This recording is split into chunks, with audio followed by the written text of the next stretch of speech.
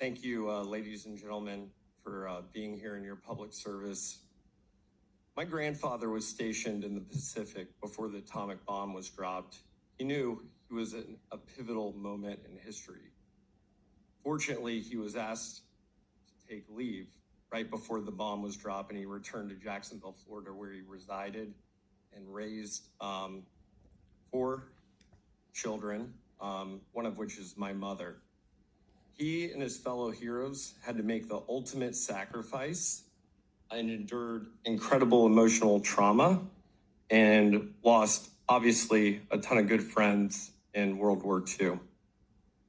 Today, there is a different war, a war against ourselves, centralized power within the governments. A CBDC, foreign or domestic, may open the door to providing a means of surveillance upon Floridians, inhibit free speech, and restrict political assimilation. Within Florida or across the globe with a few keystrokes, or perhaps without even any keystrokes with an algorithm, a CBDC could inhibit such freedom. This bill serves as a starting point to oppose such Orwellian philosophy before it occurs and ensures that Florida statutes shall not blindly and foolishly walk into such a trap. This is just the beginning, as Florida will continue to be a hotbed for innovation within privacy-protecting cryptocurrency, which represents the future of commerce, coordination, and democracy. Critics of the bill state that it does not outright ban the CBDC in Florida and tries to marginalize the bill's importance. However, this bill, from a federalism perspective, may be the most important bill I've seen. It shows the U.S. and nations abroad that Florida is a free state, that the laboratories of experimentation are constitutionally protected, and that we as Floridians are free women and men.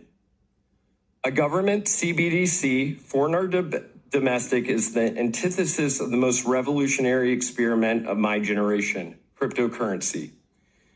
Indeed, Florida could go along with other states and blindly fold into commerce the CBDC.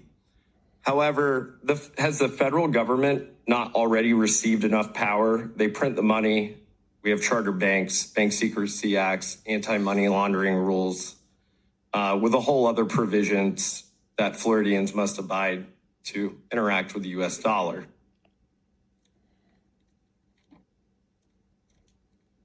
My name is John Montague. I'm an attorney licensed to practice law in Florida, and I specialize in cryptocurrency and digital assets. In my education at the University of Florida, we were taught that Floridians have a constitutional right to privacy that extends beyond the federal U.S. Constitution, which can be found in Article 1, Section 23, which is titled Right to Privacy. And I would like to read this text. Fortunately, I had the opportunity to get to know former House Speaker John Mills, who's an expert in privacy. It says, every natural person has a right to be let alone and free from government intrusion into the person's private life, except as otherwise provided herein. This section shall not be construed to limit public's right to access to public records and meeting as provided by the law. Preemptively excluding the concept of a central bank digital currency from being considered as money within Florida's Uniform Commercial Code, and protecting Florida against centralized currency should be a priority. This bill has ignited a movement for Florida to embrace its monetary sovereignty and mitigate Florida's laws from being controlled by the federal government and foreign governments alike. Let it be heard from the rolling hilltops of Tallahassee to the vibrant night markets of Taiwan. Florida is against CBDC and supports decentralization. This is why I testify in support of HB 7049, actively to support Floridians' right to privacy, and in name of the sacrifices and freedoms of those who have come before me, and permit me to stand here today as a free man and testify. Thank you very much. Thank you for your testimony. Next up.